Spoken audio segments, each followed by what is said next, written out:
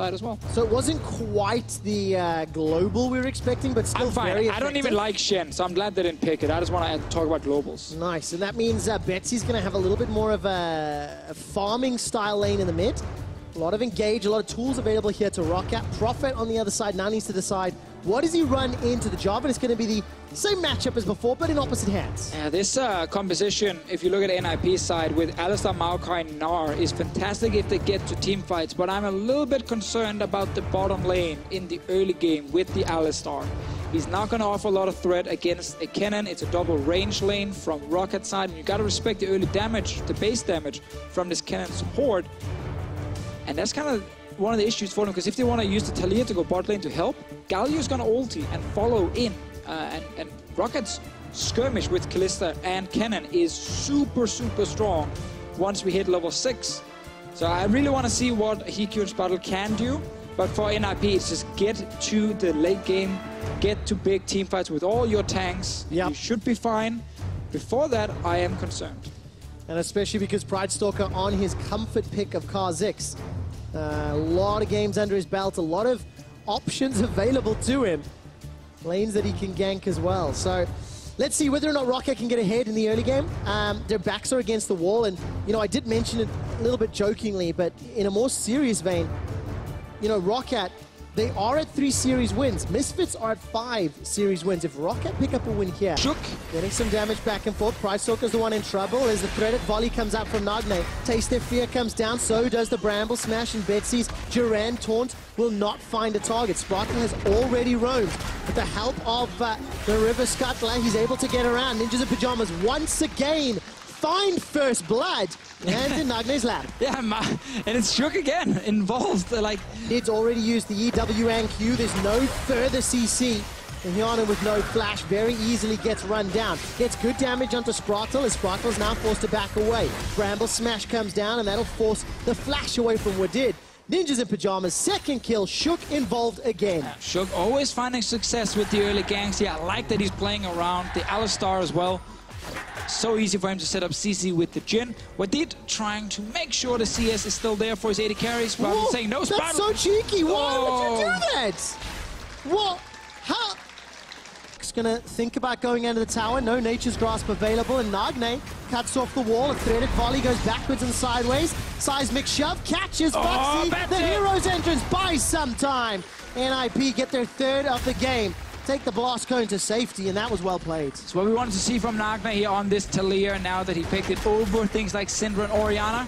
Want to see early moves, Shook. All right, let's see if Shook can get away with his life. Betsy puts down the Winds of War. Prophet's getting good damage in return with that Phage, and Shook is able to walk away. Walks away. So for now, NIP winning the early game, just like last time around. Bot lane though, 2v2, they are struggling quite a bit. Man, Hyanan keeps getting caught by this combo. Good stun from Spartle. Wadid goes in with a slicing maelstrom, a deadly flourish, roops down Hyanan. Oh, crit. Fate's Call is available to Wadid. EQ starts firing, the curtains are called. Shot number 3, tags Hyanan. Oh! Kills him, and out of the core. From 3 members of NIP, slicing maelstrom comes down. There's the stun bot, as well as the Fate's Call, all of the utility. Hyanan stays alive. This allows Rocket to put the damage down, and Foxy manages to get the Cataclysm down into Hikyu. That's 2 kills for Rocket. Prophet wants to clean up though. He's already taken down Hyanan, connects the boomerang onto the retreating Rocket members, and Foxy tagged once again. Threaded volley falling ever so short. Foxy's going low, and Betsy's Justice Punch finds nobody. The Gnar backwards as Nagne is unable to get the kill, but NIP reply with 2. 2 for 2 right there. Hikyu sadly for NIP died very early in the fight. Nothing he could really do, but with Prophet TPing in with the red buff as well. He could have gotten more. Sadly for him, all these low members from Rocket did manage to escape. Tower is not dead just yet. It does indeed. We rejoin the combat, and Wadid is down. Easily caught up. This will allow NIP to take down the Rift Herald very easily. And I like that Hikyu are just rushing Infinity and not just going... The stun can come down. Wadid, no flash to follow Nagne's flash. Foxy, however, has joined. Cataclysm available to him. There's no slicing maelstrom, and the Nature's Grasp could be problematic. Betsy jumps into the back end, and the fight is split up. Foxy's the first one to go down as a Justice Punch catches Spartle in the face. Fate's Call gets a small knock-up as Hyanan is now running for his life. needs to dash and use that passive as best he can. Prophet has found the boomerang, and Nagne has locked off his own team. Prophet and Hiku can't find anything more, and ROC lose one. NIP just punished that uncoordinated engage from ROC so well. You see Kennen fly in first, he didn't hit anything, then Foxy TP'd in all the way in the back, and suddenly there was actually no support around him. And NIP just take down the job. The Fnatic squad who are having the best split all tournament. Anyways, ROC are able to get in and steal the Infernal Drake. Pridestalker will lose his life, and Hyanin throwing down a lot of spears over the wall. Justice Punch comes down from Betsy. Sparkle goes over the wall. He knocks Hiku in. Hyanin rather. Hyanin's taken down. That's a second mistake. What is going to sidestep one before Nagne runs him down. That was a great play from Sparkle. This game is so over, man. NIP are just winning every single fight in the mid game. Not like last time around. They're actually setting up some of these plays very well, and they're engaging straight onto Rocket every single time. Yes, they might lose Infernal Drake, but it's all about the Baron, Trevor. Oh, such good play. I'm going to forgive Sprotle for that donation earlier. It was to build false hope. Because it's smart of what a fantastic catch onto Hyanin. Baron, much easier when there is no contest, when there is no one defending, and NIP push this gold lead to nearly 9,000 gold. I guess aggressive? Well, it's not really a look, okay? You can look aggressive. Nature's grass comes down, what it doesn't. Shook is going to buy some time as Hero's entrance comes down. Nagne is able to take down Pridestalker. Shook still alive! Shook stays alive! Betsy finally comes in to take him down, but at the cost of his entire team. Worth Betsy it. They kill is Shook. The last man standing. Nagne uses the cleanse to buy a few seconds, and NIP ace Rocket. I mean, NIP is looking way better than Rocket in this game here. Nagne 7-0-7 on this Talia. It's been his best champion during the split, and he's showing it once again. Hiku and the rest of NIP, they want the base. Ninjas in pajamas. Ooh, let's see. 5 seconds on Pridestalker with Deed alive now. Hyanin following. They only have a few minions, and they might have to just say, you know what? Next time they get it. Not going to make any mistakes when they're on the verge of their first 2-0, of their first series win. So this is how you start a fight as a Maokai. Just walk down the river, get engaged on, and then suddenly you realize you're actually really hard to kill. Here in the late game, we'll stay alive for almost the entire fight, and it just sets up everyone from NIP to join. In the end, nice root as well from Hiku. He's been on fire today as well with his Jhin. Yes, they do kill Shook. May he rest in peace. I think he can call Worth. If you were ever going to open all chat and say Worth, I think that's one of those That'd probably be one of them, yeah. That is very true. Pridestalker getting caught out. He does have his dust blade now, but again, you want to play Kha'Zix in these games where you're in pajamas with the gigantic lead, 11,000 up.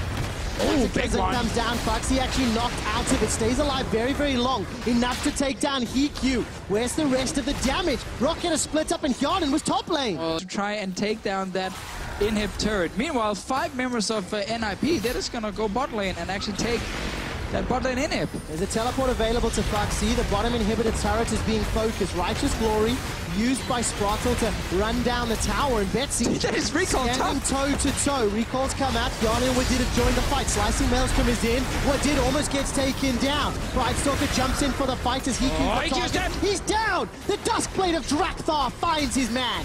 Traded 2 for 2 thus far, but the inhibitor is still available and the target. Foxy's recalling from within his own jungle and cancels it. Foxy doesn't quite know what the option is here. Where is Hyanin? Need to get some damage down as Wadid is running forward. So Nagne no flash. Hyanin is not here yet. He's on his way. He's here now for another fight. Demacian standard goes out. Wadid just, I think, sidestepping that boomerang blade. Continues to run away. NIP and Rocket in this 3v3.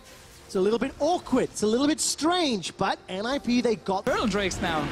That's a big deal. A lot of damage on their side. Foxy goes in. There's no Cataclysm. Does he need it? Sparkle's the target on the back end. Prophet taking a lot of damage. Hyanin getting tagged up by that threaded volley and the Infernal. Helping NIP. The Dragon goes down, but so will Hyanin. The rest of Rocket are running for their lives.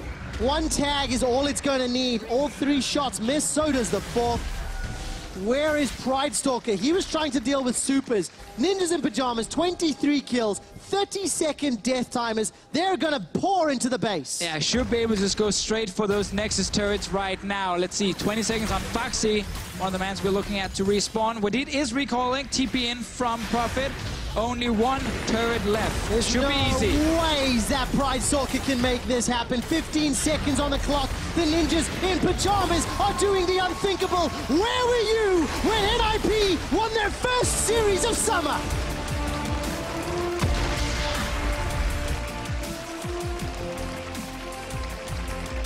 Well, this was not the result we were expecting when we came to the office today in the EU LCS. I mean, it is a classic Rocket move as well, after beating Unicorns of Love, then dropping a series here to NIP. But honestly, NIP, especially here in Game 2, actually just played really well. Great early game setup with Shook once again, pulling off the early ganks. HiQ, Nagne, they picked up the kills, and they were two of the big carries in this game here. I actually think NIP just completely outplayed Rocket in Game 2. Officio, they were coordinated, they were controlled, Nagne's roams were effective. And in classic EU fashion, they didn't get the Drakes, but they still won the game. Like, that's maybe the one thing where you can be like, hey, Infernal Drakes. What I love about the Drakes, though, it keeps my quick stats dreams alive, as I keep harping on about these interesting things. But Pride Stalker's Kha'Zix, it simply did not show up. After that attempt to kill Shook very early on, and how that got turned around, that was all the confidence NIP needed, and they just ran away with the game. Of course, if you are NIP right now, as we said, it is